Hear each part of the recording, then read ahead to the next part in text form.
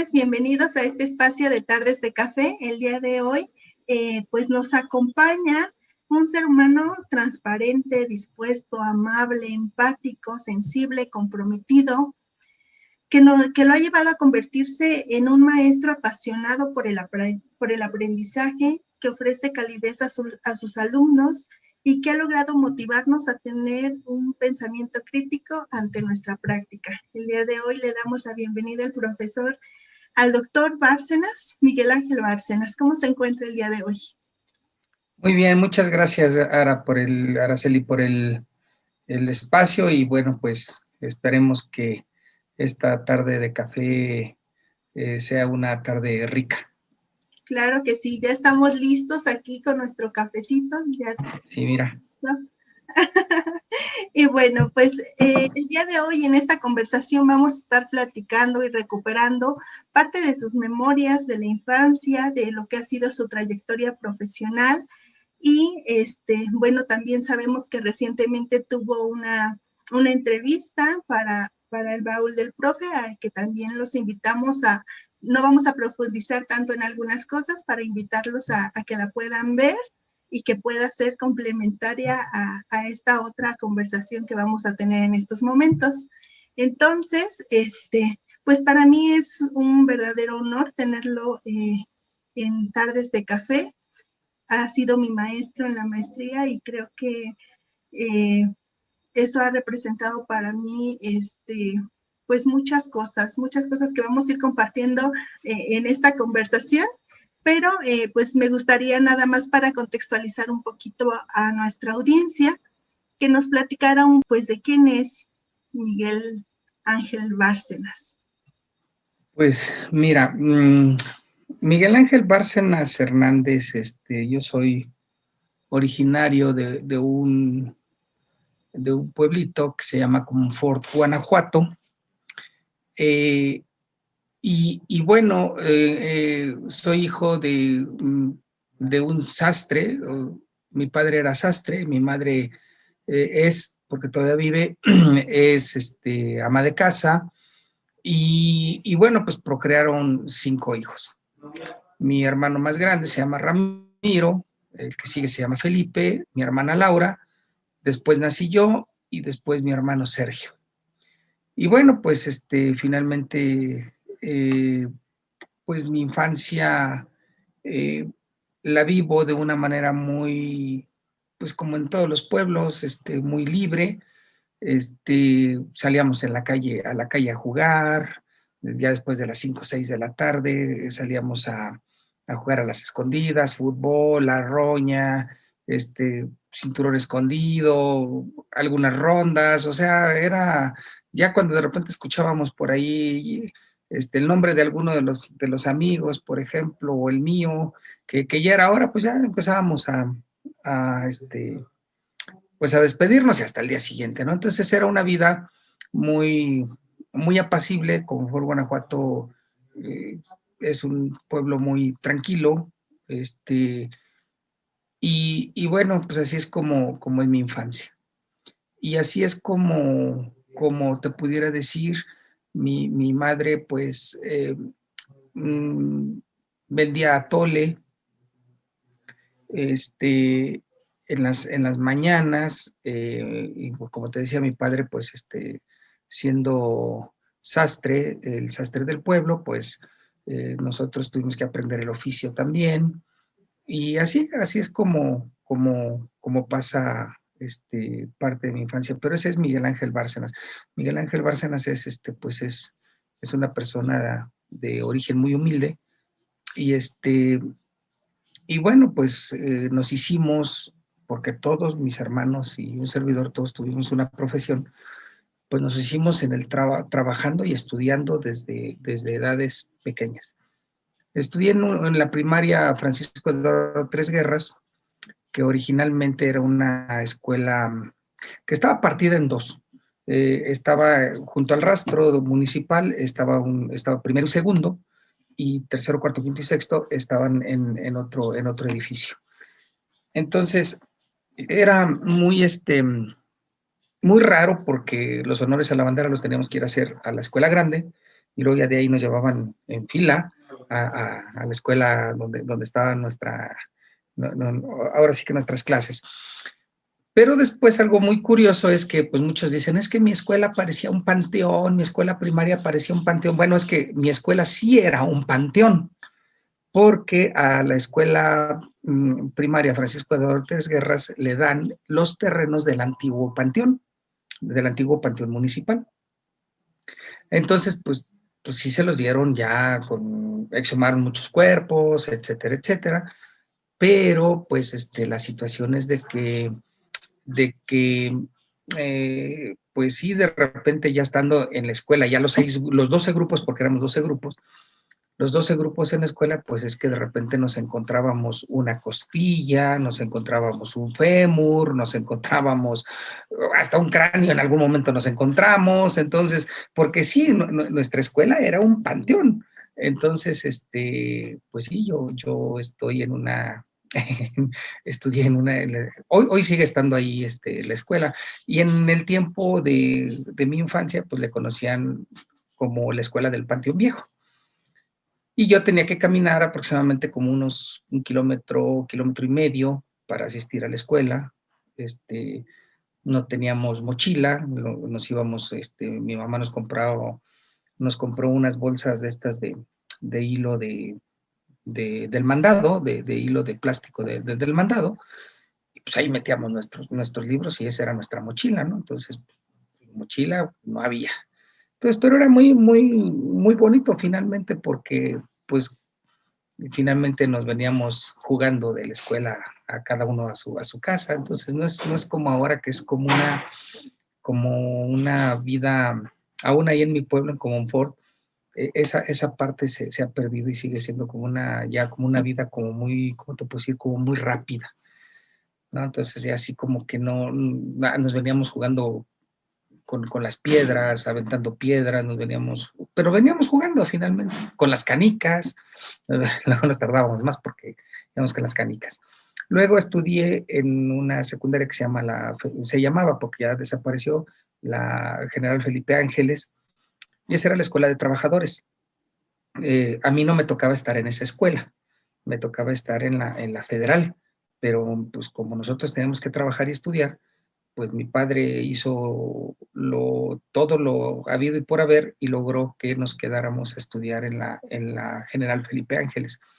Entonces ya te imaginarás que pues yo era el único de 11 años ahí en esa secundaria y pues el que seguía de edad tenía 18. Entonces, pues mi secundaria maduré mucho ahí porque pues mis compañeros eran compañeros pues de mucha más edad que yo, pues 7 años al menos, ¿no? Entonces ahí teníamos personas que ya habían, que ya trabajaban, que ya tenían familia, que ya, etcétera, y pues yo tenía 11 años. Entonces, pues yo quería jugar a algo y pues, no había manera, ¿no? Pues ellos estaban en lo suyo. Es más, a mí, me decían el chiquillo, porque era el chiquillo de la escuela, entonces me iba muy bien porque todo el mundo me llevaba fruta, me llevaba un helado, algo por el estilo, como que decían, pues es el niño, ándale, vente, pues que era como su niño, ¿no? Después de ahí pasé, ya no había más estudios, bueno, sí había una preparatoria, la doctor José María Luis Mora, ahí en Comonfort, pero no, más bien ese era como para obtener un trabajo o alguna cosa así, como que esa era la visión.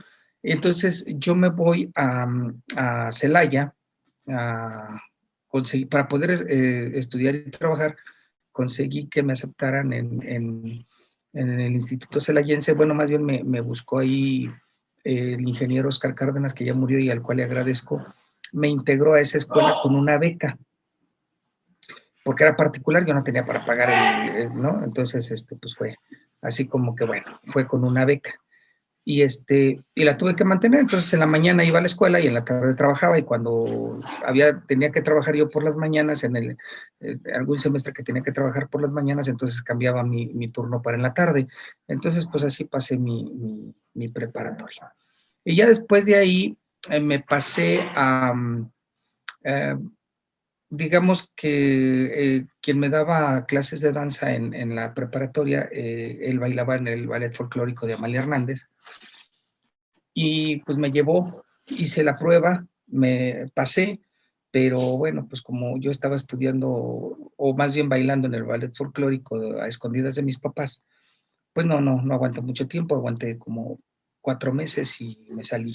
O sea, me fui a México, pero pues tuve que salir. Y ya de ahí, pues, entré a la Normal del Estado. Platicaba en este otro espacio, que pues yo quería ser médico, pero pues pasé el examen en León y todo, pero mi papá me dijo, no tengo dinero para que tú puedas estudiar medicina. Luego hice en la Metropolitana, hice examen para químico farmacobiólogo, lo pasé y me dijo igual mi papá, no tengo dinero porque tengo los otros 3 en profesional y contigo ya no aguanto. Me decía, espérate 1 año y medio, 2 años y te ayudo en lo que sale el primero. No, pues no, pues me enojé, me sentí frustrado. Yo me imagino que he de haber estado súper enojado con mi papá todo ese tiempo.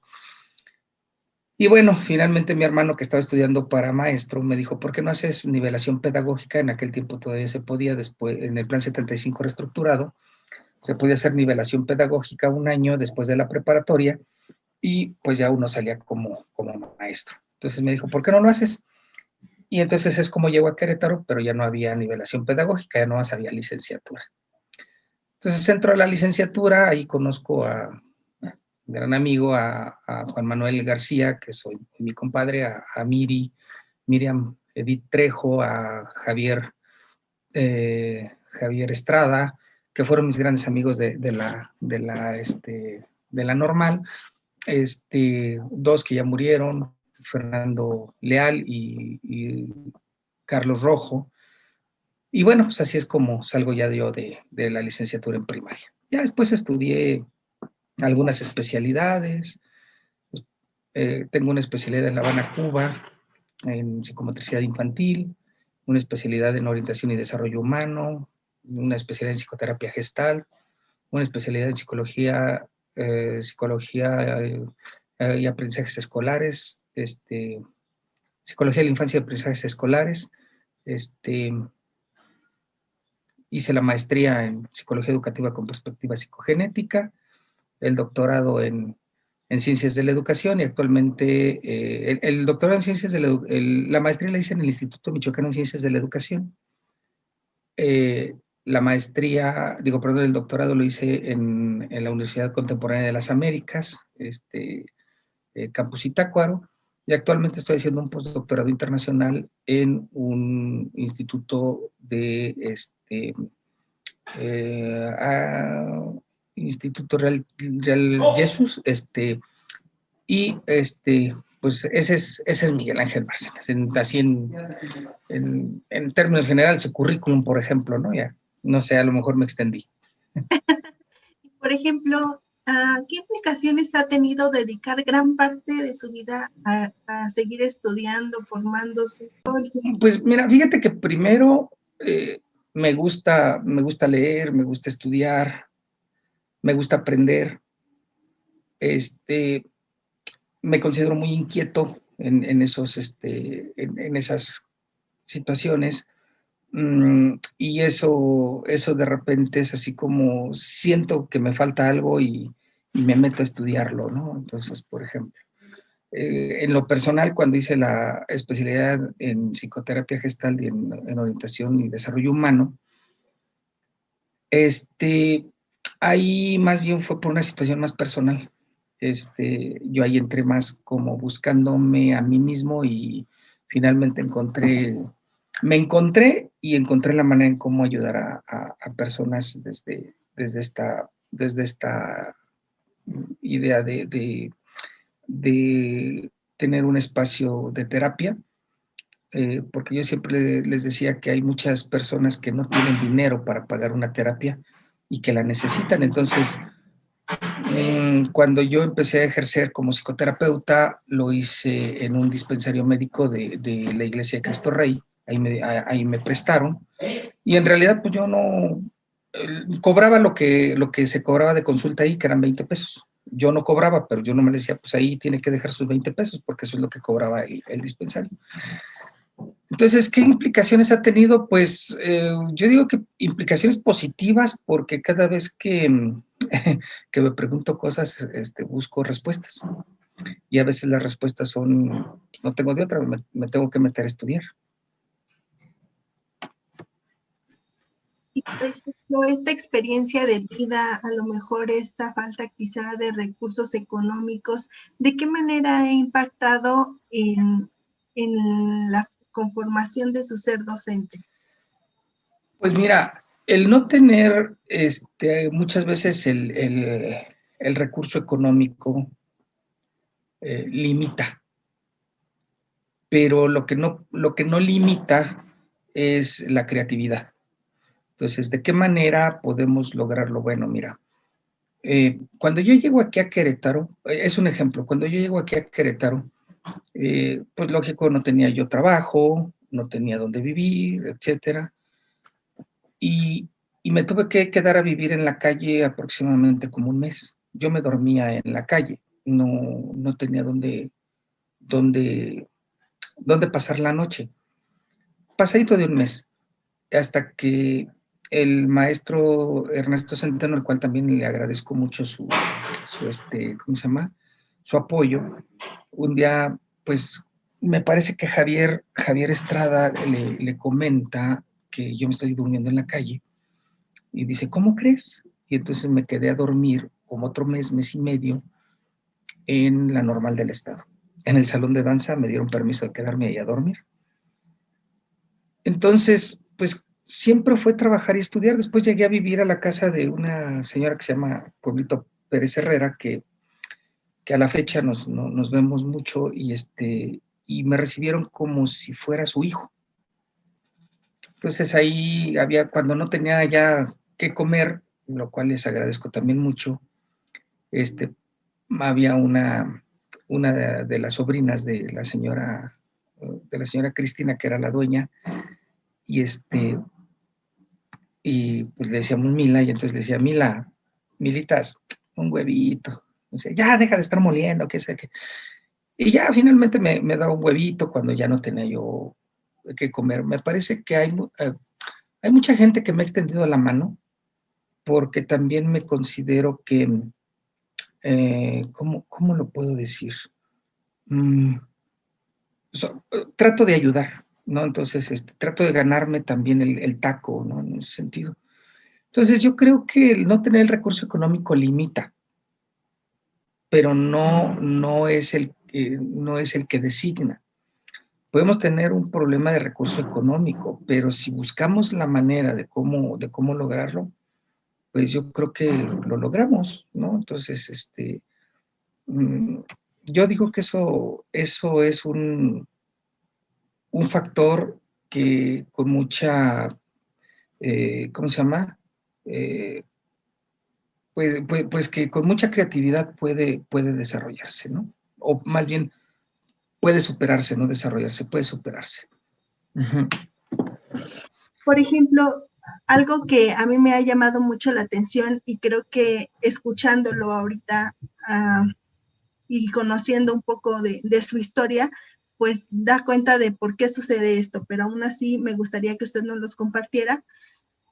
En este sentido de a qué le atribuye el poder conectar de la manera en que conecta con sus alumnos. Esto lo digo porque yo que tuve ya la fortuna de tenerlo como maestro, algo sucede en el aula que hay como, pues no sé, que el conocimiento no está peleado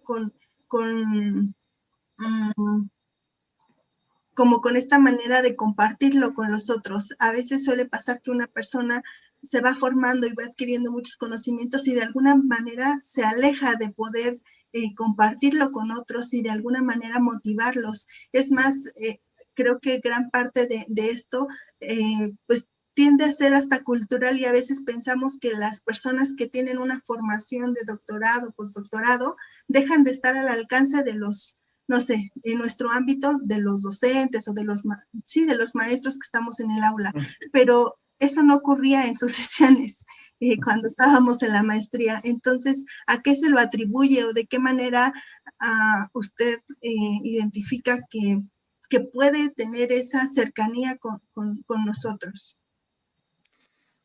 Fíjate que Yo creo que es parte de esta historia de vida, porque pues luego a veces lo digo así como de manera de juego, pero finalmente sí es una realidad. Les digo, pues es que yo soy barrio. Este, pues yo me formé en el trabajo, me formé en el estudio, me formé, o sea, todo eso fue contribuyendo a mi vida y, y tuve hoy al día de hoy tengo una visión de la vida, a lo mejor, no sé si llamarlo no tan acartonada, mm, si me voy a reír de algo, pues me río, y si tengo que hablar de algo serio, pues hablo de algo serio. Entonces, ahí en ese sentido, no sé, me parece que es como algo natural porque tampoco no lo planeo de que sea así. Sí entiendo que pasar 6 horas escuchando a un asesor en una clase magistral es cansado. Entonces pues hay que mover al grupo, hay que ponerle actividades, hay que ponerle situaciones didácticas, retos, y de vez en cuando contar el chiste, y de vez en cuando, o sea, tenemos que pasar agradable el espacio. Yo no sé si sea la mejor manera, pero es mi estilo. Finalmente es mi estilo, y en broma luego a veces les digo aquí en mi familia, les digo: "Ay, yo nunca voy a brillar en sociedad", porque de repente, pues, ¿cómo digo? Es que no puedo ser de otra manera, porque vengo del pueblo, y creo que esa parte no la he abandonado, ¿no? Entonces, pues, de origen muy humilde, y pues tener como 20 títulos, 30 títulos, pues no nos hace diferentes, ¿no? O sea, yo lo único que trato es que mis alumnos vean con la misma pasión el conocer, el saber, el aprender, el atreverse, el reto. Entonces, pues, si lo logro, pues, ¿qué puedo decir? Eh, no es algo planeado, no es algo así como es que lo voy a hacer de esta manera. No, o sea, como que me sale más naturalito, creo. Entonces, pues, mm, yo lo único que espero es que mis alumnos aprendan, que se comprometan, y que a lo mejor vean la educación con la pasión como yo la veo, a pesar de que en mis inicios yo no quería ser maestro, como lo dije, yo quería ser médico. Pero cuando entro a la normal y contacto con los niños, mis primeras prácticas con los niños, que yo iba de observación y me dejaron de prácticas, pues dije: de aquí soy, porque años después me di cuenta que no importaba la profesión, importaba el sujeto al que yo quería atender, y quería atender a los niños. ¿Y por qué? Bueno, pues ya cuando estuve en la parte de la psicoterapia gestal y demás, pues porque fue una de mis etapas de la vida, pues, con muchas carencias, pero muy feliz finalmente. Entonces, yo no me arrepiento de mi niñez, bueno, no arrepentir, sino más bien que yo no recuerdo mi niñez así como algo feo. Yo la recuerdo como algo bien bonito, bien bonito, con todas sus dificultades, porque en aquel tiempo, pues, no nos decían: "Ay, mi amor", nos daban un chanclazo si uno no hacía lo que debía y cosas así por el estilo, pero pues, no sé, siento que me sale naturalito, no sé.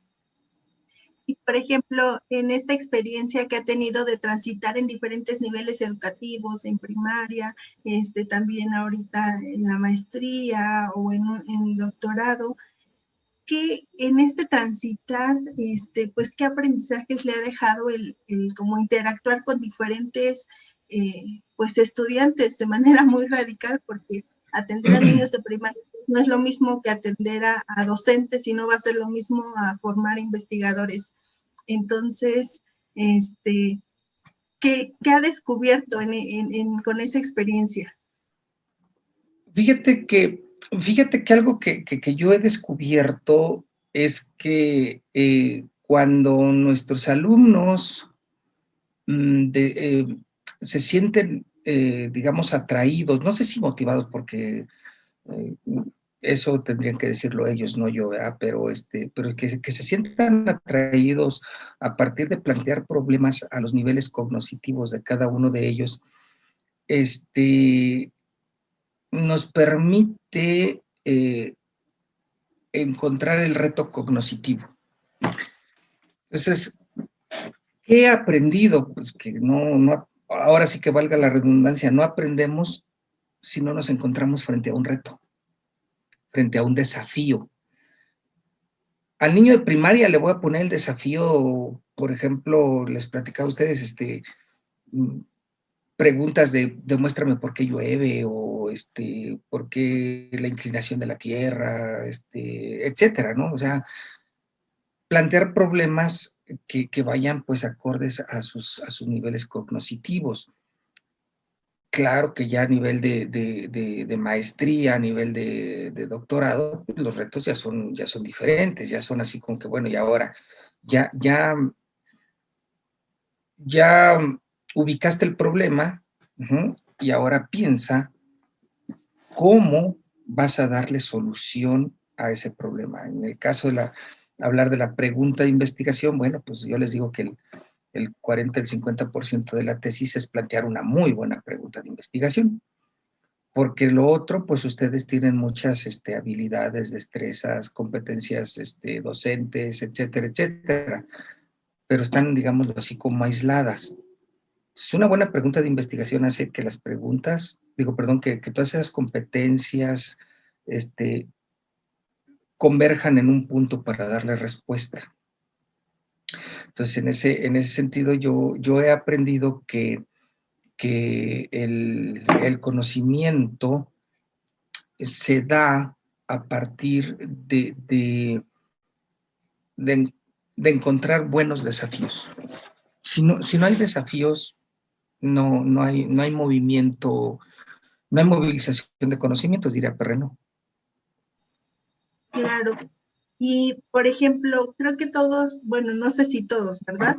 Pero pasa que vas construyendo como tu ser docente, y en algún momento, bueno, usted mencionó hace un rato que no, a lo mejor no era como su meta ser, o no tenía claridad en esta vocación hacia ser docente, pero en algún momento ya ejerciendo, ya frente a aula, usted se cuestionó si era realmente algo que usted quería hacer, o una vez que tuvo contacto con los niños, ha tenido la certeza que ese es su lugar y esa es la profesión de la cual desea vivir. Sí, no, desde el momento en que tuve contacto con los niños me parece que la pregunta, si yo quería ser docente o no, quería ser maestro o no, fue antes de tener contacto con los niños. En el primer semestre de la licenciatura en primaria, hubo momentos en que sí me pregunté si era como lo que yo quería hacer, o si nada más lo iba a tener como un tiempo para en lo que llegaba el apoyo familiar o X. Sí hubo esas preguntas. Pero al final, más o menos nos daban como a finales del semestre, más o menos, esto fue como en el mes de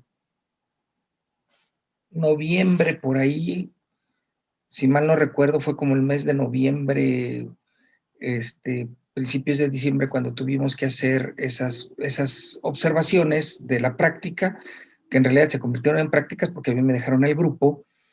Y entonces a partir de ahí, el tener ese contacto y ver cómo los niños, recuerdo que era la comunidad de Saldarriaga, y estos niños cómo de repente preguntaban y cómo querían saber y demás. Entonces me parece que ese fue el momento en que aclaró mis dudas, y dije, Y después entendí, al que quiero atender es al niño, o sea, porque yo quería ser médico, pero pediatra. Entonces, pues finalmente iba a atender niños, ¿no? Entonces, cuando tuve el contacto con los niños, dije, pues creo que no, pues como ¿para qué me voy a de aquí? Aquí está bien, ¿no? Entonces, a partir de ahí, tuve la oportunidad de, de tener como la claridad de que yo quería ser maestro. Algún día mi padre, en paz descanse, me dijo que quería estudiar o qué quería ser de grande. Me dijo, ¿qué quieres ser de grande? Yo tendría como 8 o 9 años y yo le dije, no sé qué quiero ser de grande, pero sí quiero terminar una carrera.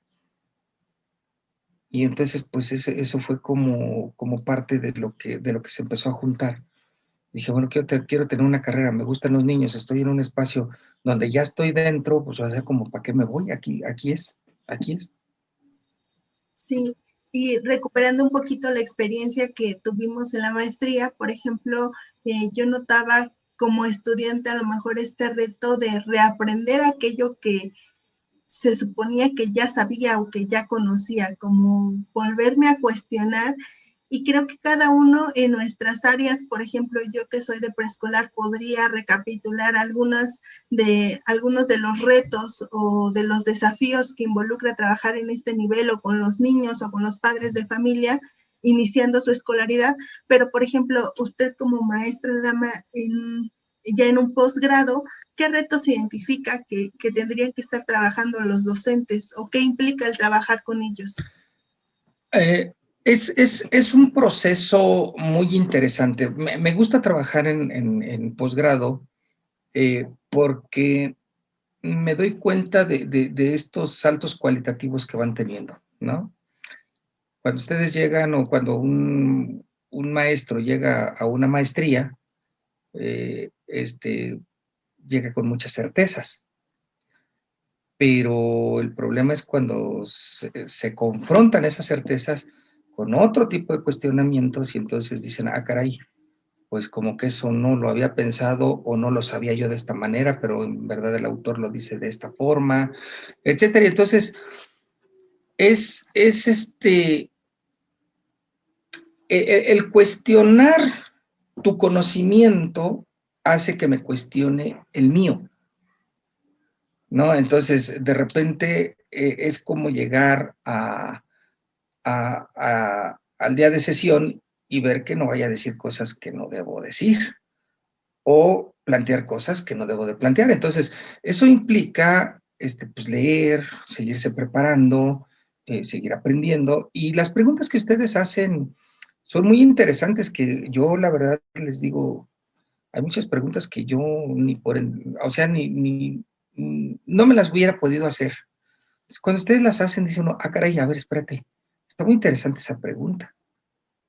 Y no tengo elementos teóricos, epistemológicos, metodológicos para responderla. Entonces, eso me permite a mí regresar a casa y buscar información, y si no la tengo, pues ahí es cuando digo, es que, ¿sabes qué? Pues tengo que meterme a estudiar algo de esto, porque no tengo, ni quiero saber todo, pero sí quiero tener información, formación, eh, profesionalización que me permita tratar de ayudarles a que ustedes, a que un maestro que esté en una maestría o en un doctorado pueda siga creciendo.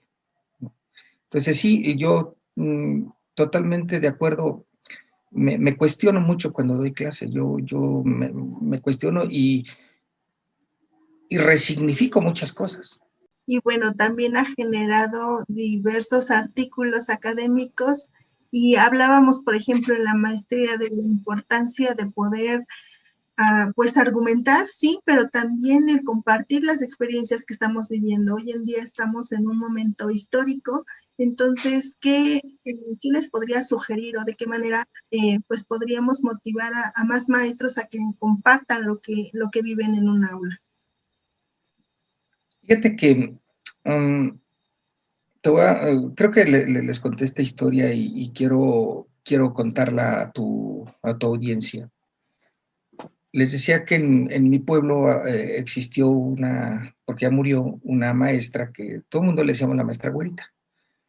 Y todo el tiempo ella tuvo primer grado de primaria.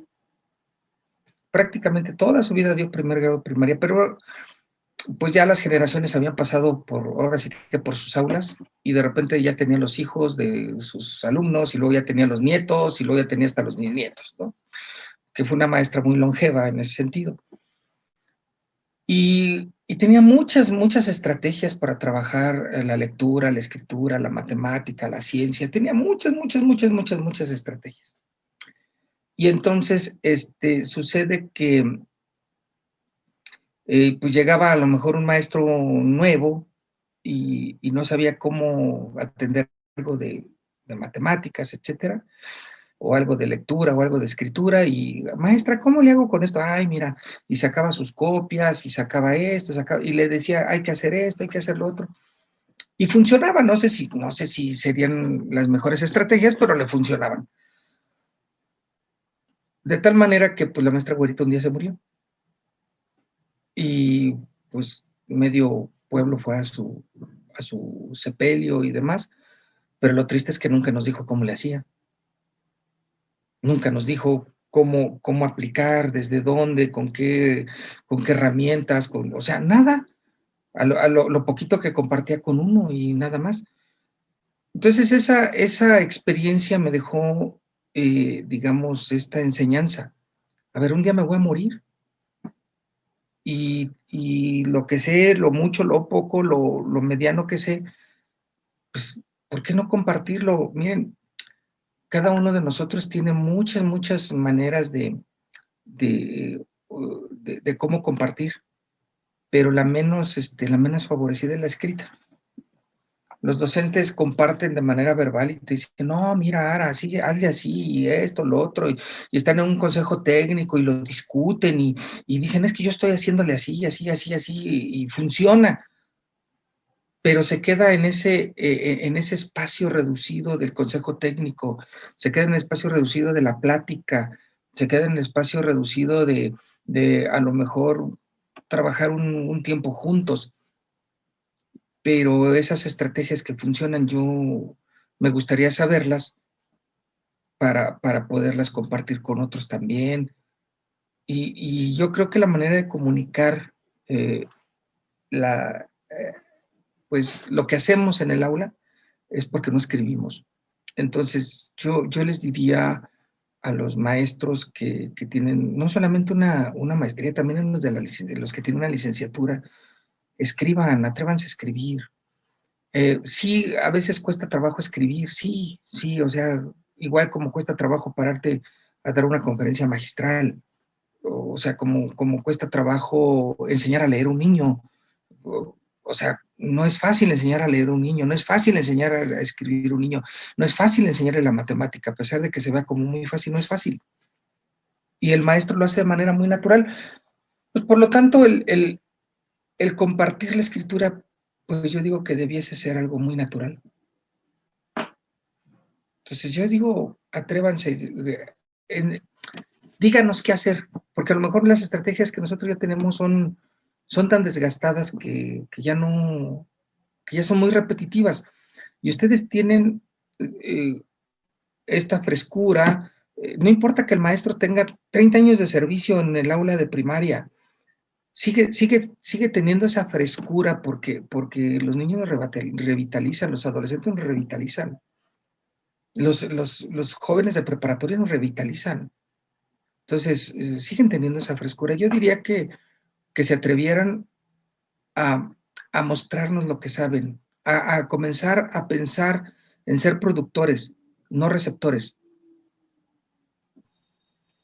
Y bueno, para una persona tan inquieta, para un profesor que siempre anda buscando dónde aprender más y los medios y demás, ¿qué ha significado estar o vivir esta pandemia, este confinamiento? ¿Cómo ha sido su experiencia en ese sentido?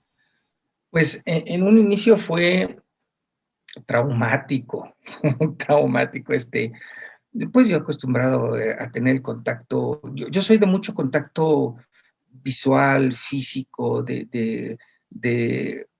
aún en el habla, y demás. Entonces, de repente, ver una pantalla todo el día era así como, yo sentía que mis alumnos no estaban, que no estaban siendo cuestionados como yo creía.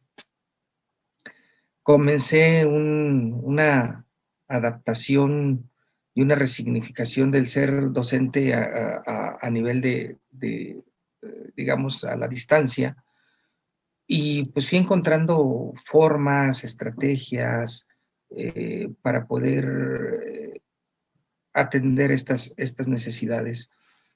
Sin embargo, yo sigo diciendo que muchos años, y lo digo abiertamente, muchos años hubo muchas personas que escribían o escriben diciendo que la escuela, así como la teníamos frente a frente, era obsoleta, que ya no había para más, que era tradicionalista, o sea, hablaban de lo peor.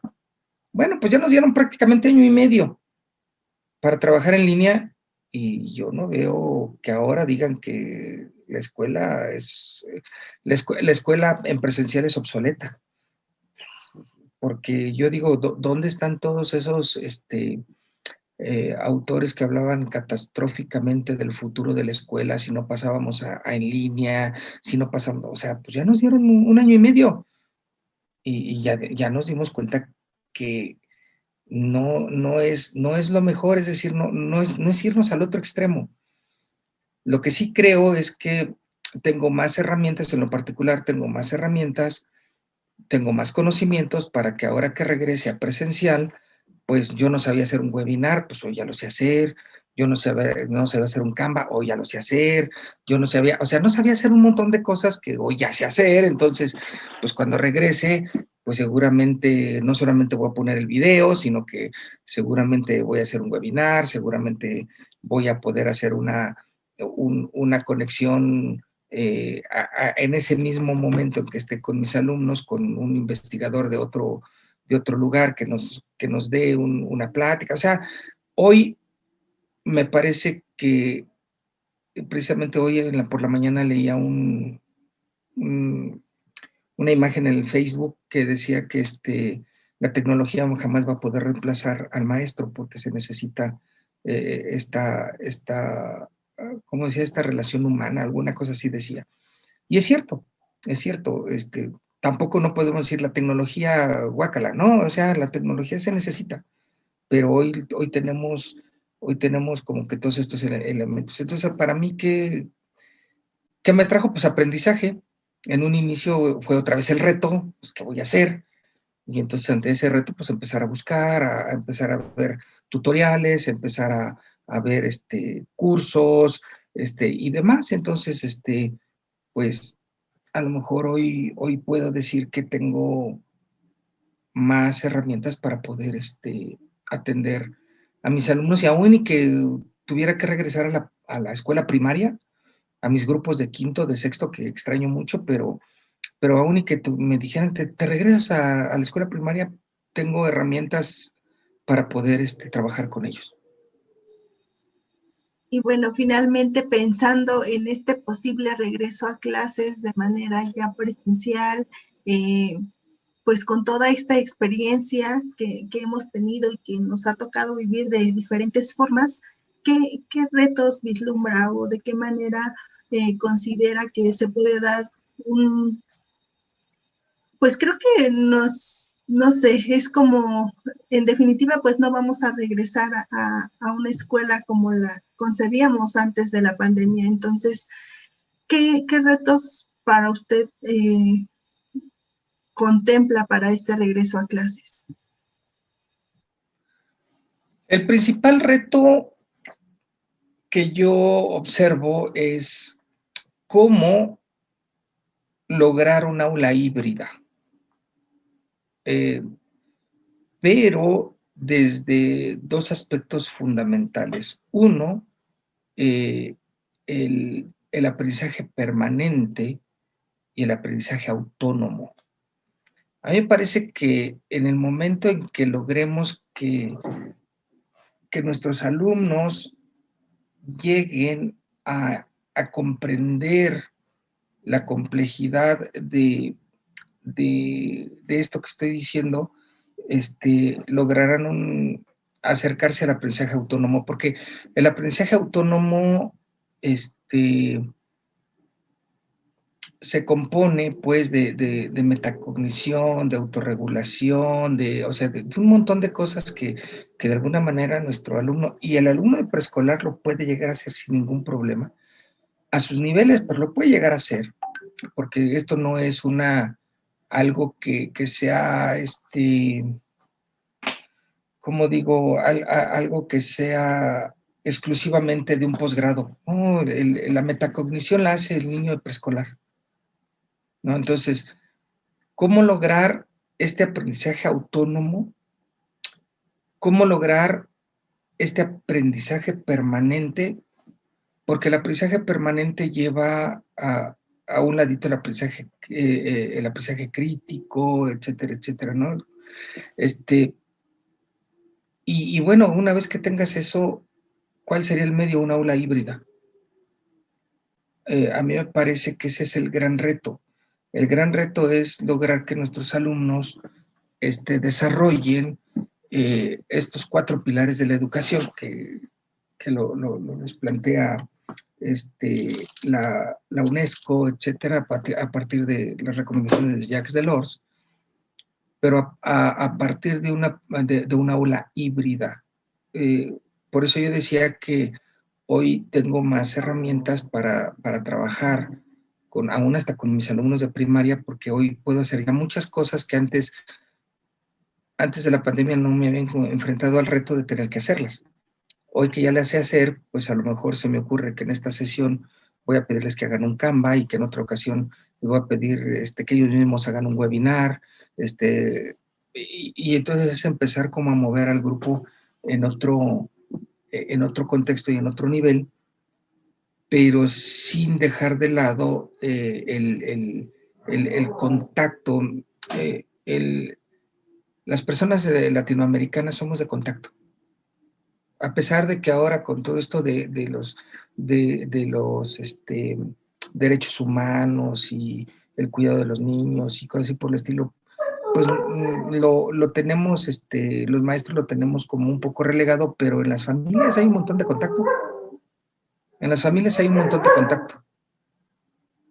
contacto visual, contacto físico. O sea, yo veo ahorita aún con el cubrebocas mucha gente que se da el beso de todas maneras, o sea, el cubreboca con cubreboca. ¿Por qué? Pues porque es parte de nuestra cultura. Sí, en definitiva. Y por ejemplo, bueno, ahorita a lo largo de esta conversación hemos estado recuperando su experiencia quizá como docente, como investigador, pero también desempeña otros roles, también es padre. Y ante este reto de la educación a distancia, ¿cómo fue o qué dificultades sorteó en este otro rol que desempeña?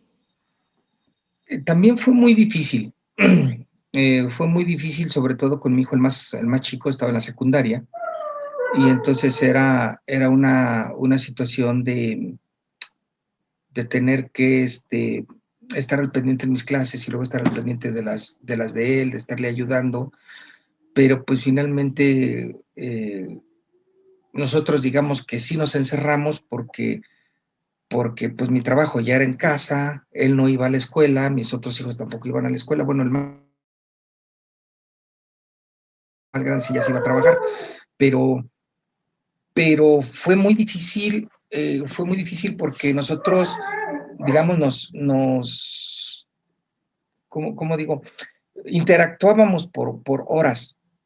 Después de las 5 o 6 de la tarde interactuábamos, pero ahora interactuábamos desde las 8 de la mañana, porque aquí en este espacio donde estoy, atrás estaba mi hijo y del otro lado estaba mi hija, y entonces en este mismo espacio era así como, ok, ponte los audífonos porque ya estoy en clase, ok, espérate, dame chance de dar estas indicaciones y ahorita ya sigues.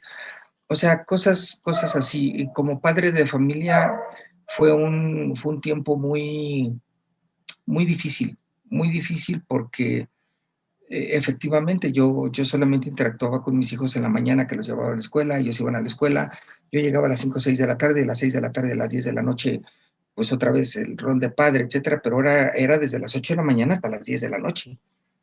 Entonces yo creo que más bien ellos me soportaron. Yo creo que más bien habría que preguntarle a ellos cómo la vivieron. Para mí fue muy difícil, pero me parece que más bien el de ellos fue así como, aquí está mi papá, o sea, ¿cómo le digo a mi amigo una, no sé, hasta una palabra que ya para ellos es común y para nosotros es así como altisonante o cosas así por el estilo? Se tuvieron que detener mucho, ¿no? Entonces yo más bien, yo creo que los que la sufrieron fueron ellos.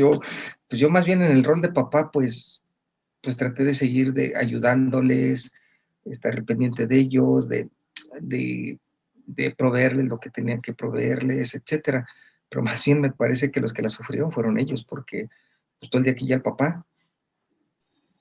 Sí, claro, lo complejo, ¿no? Bueno, creo que en estos momentos todos vivieron diferentes desafíos, diferentes, también las condiciones en cada uno de los lugares es diverso, entonces seguramente hay muchas experiencias distintas.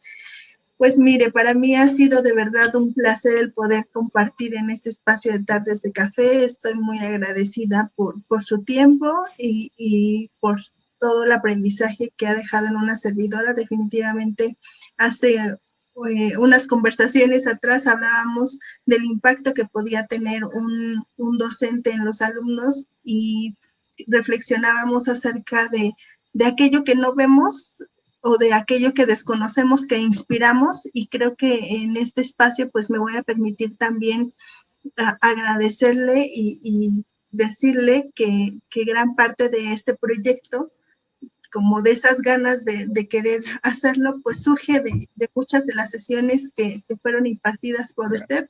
Creo que el cuestionarnos qué iba a ser o para qué estábamos en una maestría o qué impacto iba a poder tener, creo que son todavía preguntas que sigo trabajando y que el día de hoy pues hacen que habilitemos estos espacios y que de alguna manera, pues quizá de manera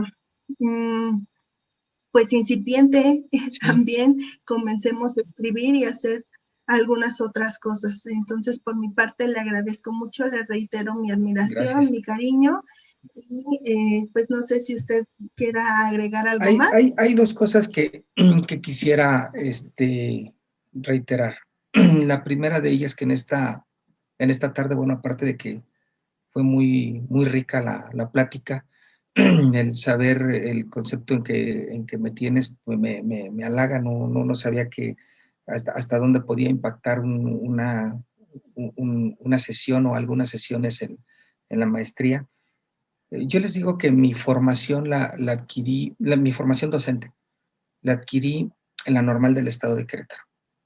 Le agradezco a la Normal del Estado de Querétaro mi formación docente.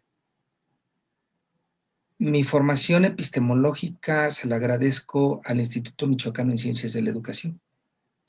Ahí fue donde creo que, y la Universidad Autónoma de Querétaro, ahí es en donde creo que descubrí toda esta parte de la epistemología.